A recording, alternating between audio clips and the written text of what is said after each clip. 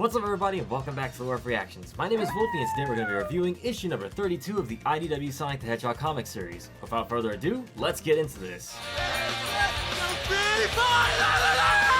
So in case you guys are new to these comic reviews, here's how they normally go. First I tell you what I liked, what I didn't like, and then I give it a score. But first I must read the comic book back to you guys in an overly dramatic fashion.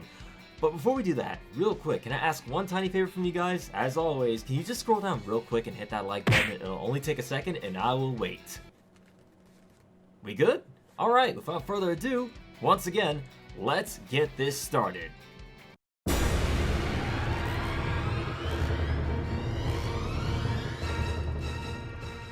Spiral Hill Village. Tremble in fear, fools! I am Dr. Eggman, greatest of party crashers and the fiercest of party crushers. I simply must thank you for gathering together in one place. It makes destroying you all so much easier. Amy, orders? I'm not leading the restoration anymore. I passed it off to Jewel. Jewel, orders? I don't know. I'm just handling the paperwork. You're all the hero types. What's the call, Jet? What do you think? Froggy, where are you?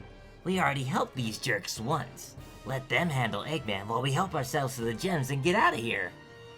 Tails, use your computer thingy and try to mess with the mecha's programming. Custom coding coming up. Flying guys, try to bust into the cockpit. The rest of you are with me. Aim for the leg and joints and bring them down.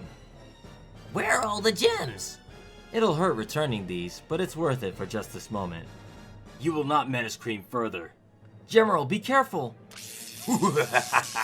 That's two wayward creations back under my control. Now I have twice the combat coding and processing power. A quadruple power-up overall, so thanks for the upgrade. As Eggman says this, he begins opening fire on Sonic's friends. Imperial Palace of the Soul Empire, Blaze's world and dimension. How are you this evening, Mr. Needlemouse? Oh, hello, Your Highness. Just taking a brief jog and a few laps around the island. At least he's still running around. Truly. Well, I agree we must do anything to help him. Are you sure this will work? No. The nature of Sonic's arrival, his memory loss, are all a mystery. Anything we attempt will have a degree of uncertainty to it.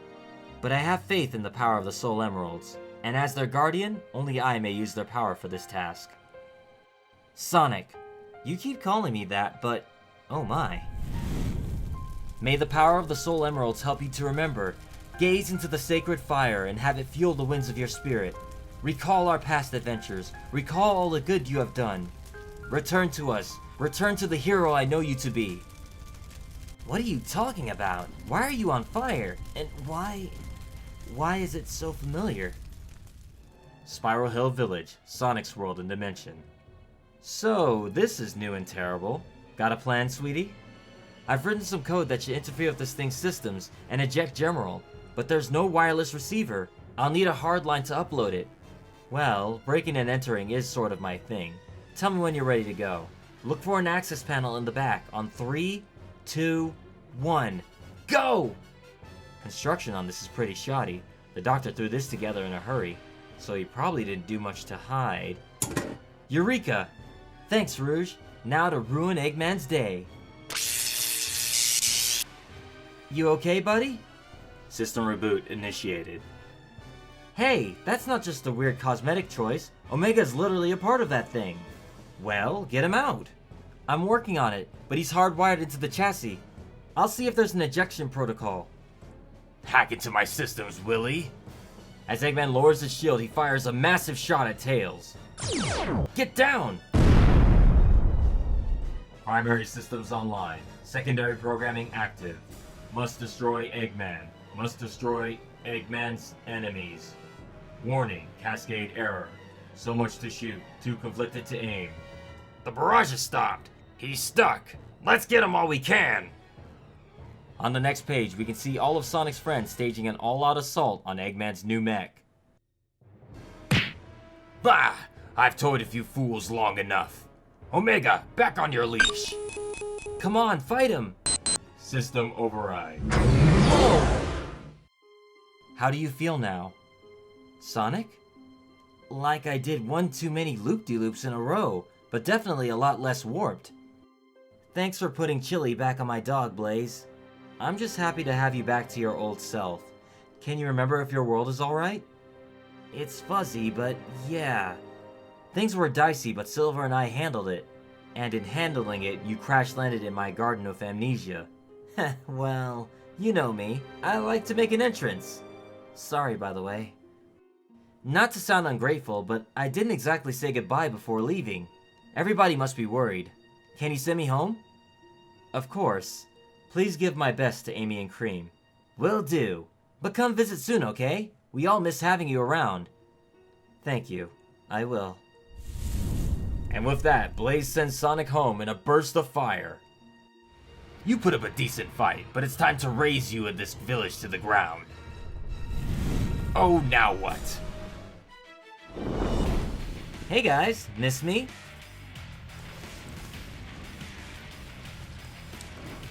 Looks like I'm unfashionably late. What's the sitch, little bro? Eggman is using Omega as the core for the bigger mecha. Got it. No, no, no! If I had them, I'd won! Out you go! Unleashing stockpile grab. Ammo depleted. It's all good, man. You did your part. Do not patronize me. You just couldn't stay gone, could you? You just had to come back and ruin my fun. Always, Eggface. Anytime, anywhere. Come a little closer, we'll go another round. Still sore about the whole getting infected and nearly becoming a mindless machine thing, eh? That's part of the list, yeah. Well, I still ruined your party. The day is mine. My next sinister plot will be unbeatable. Until next time, you wretched hedgehog. Until next time, Doc. And the time after that, and the one after that. Maybe he'll eventually come around. Sonic! Ugh, I was worried we'd never see you again. It was just a little cataclysmic reality-bending explosion. I was fine. Blaze says hey, by the way. I knew you'd be back, I knew it! Yo, are we getting our victorious group hug on? You know it. Yeah, everybody get in on this! Tangle. Whoops, missed you. I think I can wedge you in here between me and Sonic. I hate to ruin the mood, but the town is still on fire. Easily fixed. Your town really is invasion prone, you know that? I'll have you know we were perfectly boring until you showed up, mister. Let's go. He never stops, does he? Nope, and neither should we. Come on.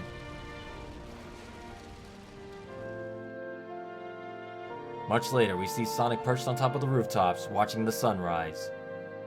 It's good to be back. Good to be healthy. I hope Silver and Blaze can come back and not have to deal with some kind of disaster. A new day means new adventures, so no more lying around. Time to find out what comes next.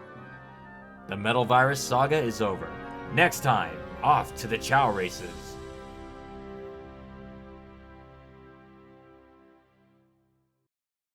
And that was issue number 32 of the IDW comic, and as always, I'm going to lay the book right down here on the desk, and I'm going to flip through it as I look through it and tell you guys my thoughts on this issue. So starting with what I did like, I like that because Eggman attacked the party, where all the characters are, everybody's sitting there partying and everything, we got to see almost everybody getting to have a shot at Eggman, right? We get to see all the characters and how they fight against Eggman. At least in this book, we haven't really seen that before. They got together to fight Neo, Metal, Sonic in the first few issues, and then afterwards they kind of all split off and went back to their respective homes, and then afterwards we got the Metal Virus arc, so we didn't really get to see anybody fight Eggman. This is kind of a return to form issue.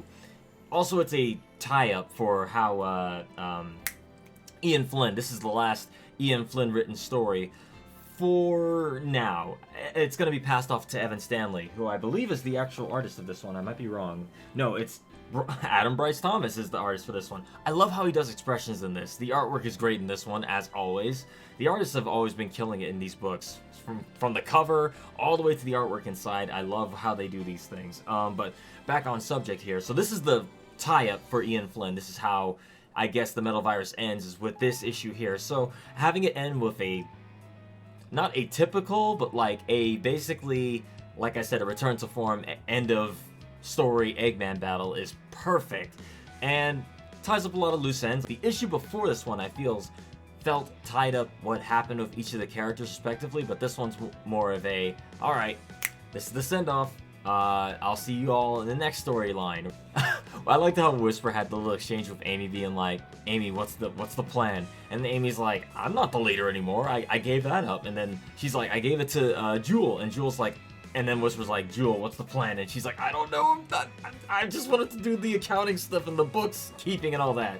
And I just like how it's like, my boy, Vector, stepped up. Because of course he would. Of all the characters there who have leader experience, Vector leads his group of chaotics, the detective agency, so it makes sense that he would be the one to step up and kind of, you know, think on the fly. He's the world's greatest detective. Maybe not, that's Batman, but like, he's the Sonic universe equivalent of the best detective. He's almost Batman in the Sonic universe. Imagine Vector being the Batman equivalent in the Sonic universe. Maybe not that smart, but still, he's able to think on his feet.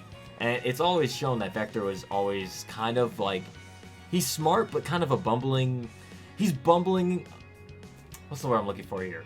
He's the smartest person in the room, but you wouldn't think it by looking at him or his mannerisms, kind of, from how he's portrayed depending on the story. But as far as Sonic Heroes go, the first portrayal of him in a modern Sonic game, it always appeared that he was the smartest guy there because he was the first person to figure out that, oh, our client is Eggman.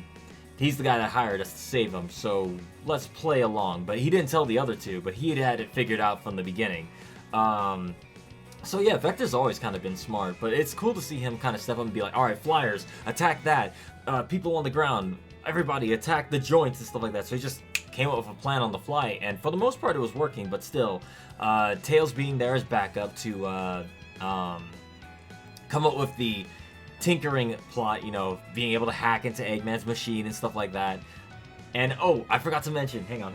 Yeah, the Babylon Rogues. I thought for a second the way they were talking, they were gonna step up and help the others fight. No, Babylon Rogues are gonna Babylon Rogues, and they tried to steal during the chaos. Amidst the chaos, they tried to steal the gems from Jewel's museum. But of course, Rouge, again, with Rouge you never know.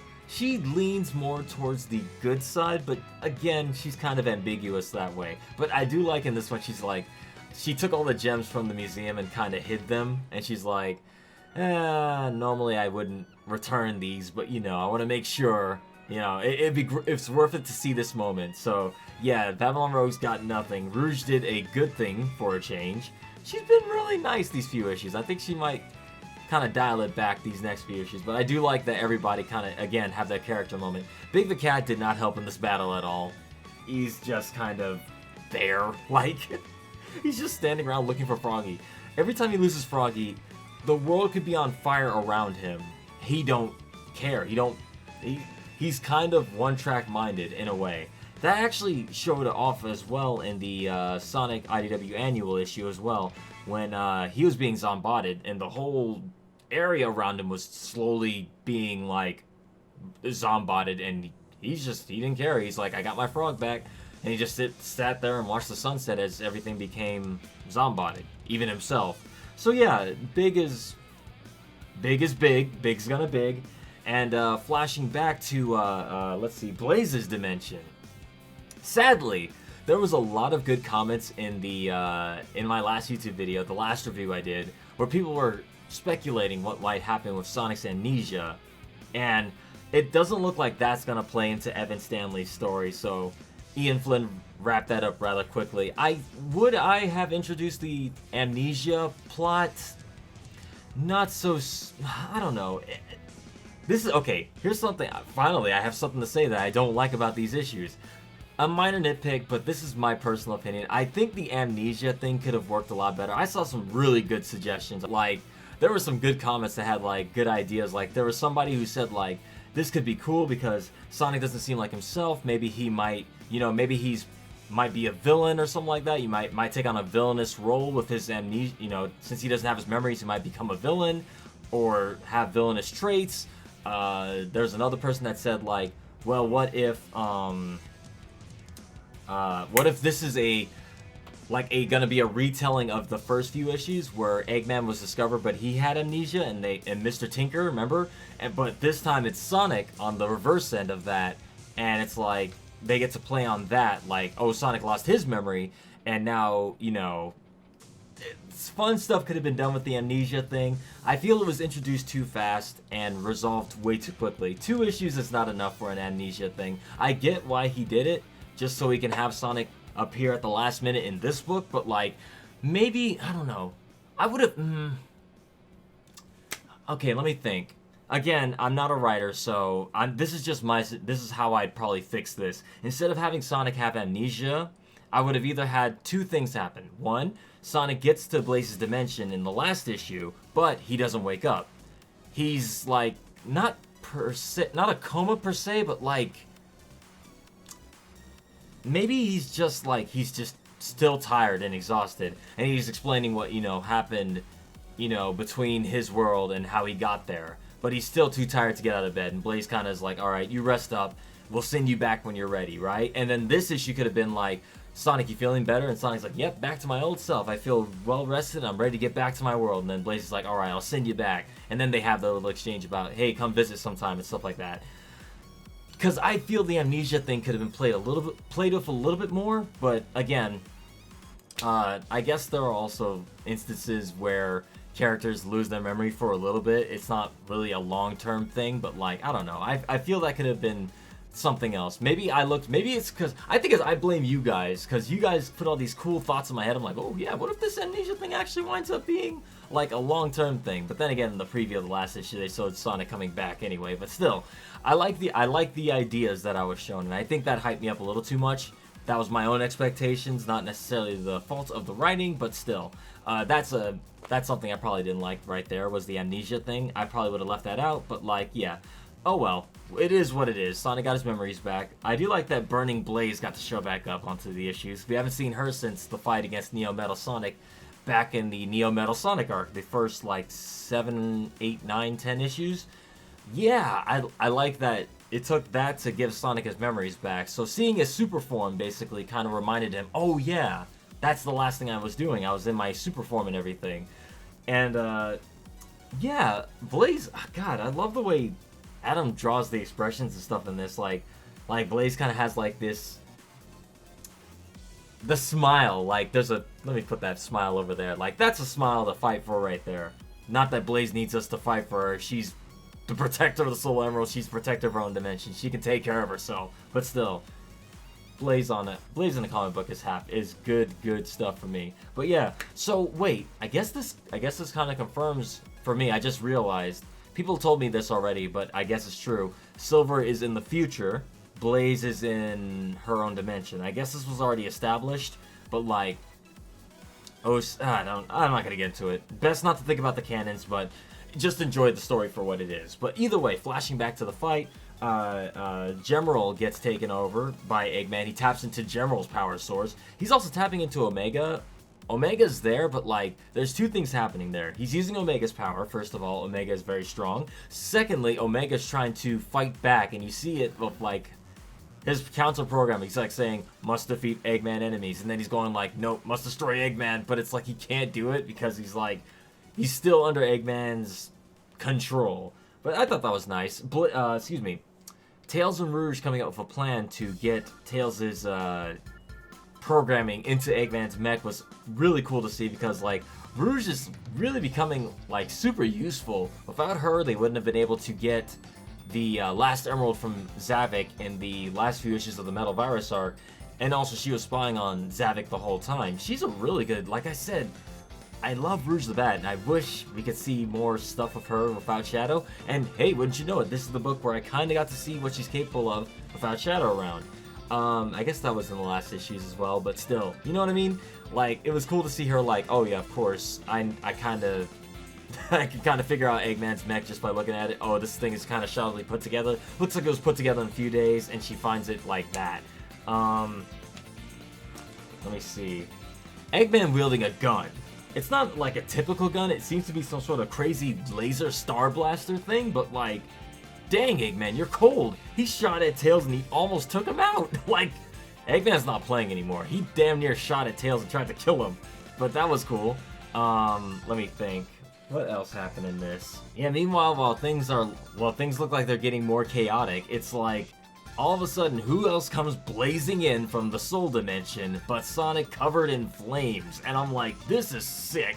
Sonic, of course, showing up fashionably late, as always. I like that he, like, looks over, sees the town's on fire, sees, like, Amy and Tails, like, on their knees, like, about to get destroyed by Eggman. Then he looks back to Eggman, like, I already know what's happening. And he's just like, Tails, fill me in. What's happening? And then Tails is like, yeah, this is happening. He's like, got it. And just immediately speed blitzes Eggman's machine. And Eggman's like, I can't believe it. And is that a JoJo reference? No way. I can't believe this. Like, I love it. And it's like, after all is said and done, Eggman defeated. Sonic's just like, all right, Eggman, go back to your lair and go back to the blue board. He's like, I'll be back, Sonic, and I'm going to destroy you, and it's gonna be an even better plan than last time. Sonic's like, yeah, again and again and again. But yeah, this is what I mean by, like, this is the typical kind of Sonic versus Eggman finale. But it was cool that we got to see the other characters pitch in while he wasn't there. And then the big group hug.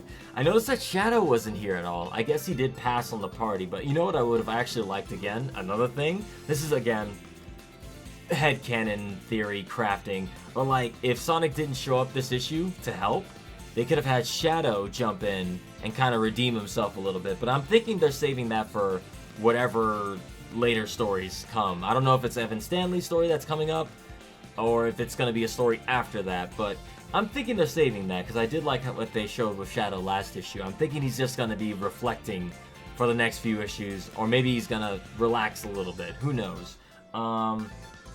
Yeah, Sonic back to his old heroics. The day is saved. Once again, the day is saved. Thanks to Sonic the Hedgehog and crew. You get it. And things go back to the way they were. You know, the Zombot is done. The town is saved. All the friends are there, they were celebrating, and that's it until the next story, or the next story arc, which is going to be done, again, by Evan Stanley, which I can't wait to see. I wonder what's going to happen. By the way, I should mention, this book came out earlier than I thought. Like, I thought I put the last review issue, or the last issue review out like a week or so ago. This one it just showed up, so I was like, okay, here we go, I guess. But yeah, those are the things I like, those are the things I didn't like. Just one thing, but the amnesia thing. It felt like more like a red herring, kind of like they threw that in there and I was thinking, oh, they're going to build on this, but nah, it just kind of went away after one issue. Still, no biggie, I guess, but like, let me think. I don't know if I enjoyed this one as much as the last one. The last one was really a good tie-up. Plus the mystery of like, what's going to happen with the amnesia thing. Now that this one is basically reset everything back to the status quo, Eggman's out there up to no good.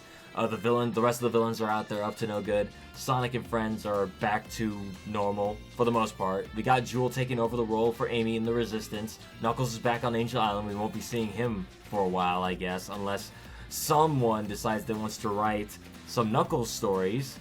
Please don't get Ken Penders, or Ken Penders like, who thinks that they own Knuckles and all of the characters that Knuckles ever interacted with, family-wise and stuff like that. But still, I'd like to see Knuckles back. It's been a long time, and I really miss my red boy. I'm excited to see what the future holds for these characters. Hopefully you guys are too. Let me think. What would I give this one? Art was good. Story was a good wrap-up there. The end of the Middle Virus arc is here. And I think I will give this one 8.2 out of 10. Still good. Still good. Not as good as the last one, I feel, but still good. Let me know what you guys thought of this one. Is there anything I missed in my review? Let me know in the comments below. Hit that like button and don't forget to subscribe to the Werewoof Reactions for more videos like this one if you haven't already. I'd also like to thank my Patreons, the people who have been supporting me on the Patreon for the longest time, helping me get these comic reviews done. Well, via support with money. I really appreciate that. Like, what else? I'm trying to think. If you'd like to also show support, I can't talk. If you'd also like to show support and help me out a little bit, further past the hitting the like button, and you'd like to also pledge on Patreon, Patreon link is over there. You can pledge as little as $1. $2 will get you the comic reviews a little earlier than the YouTube side, and anything else after that is a big, big, big thank you. As always, guys, I will see you on the next video, whenever that may be. Wash your hands, wear your mask, practice good social distancing. Use common sense out there, everybody, and stay safe. I'll see you all next time. Stay tuned.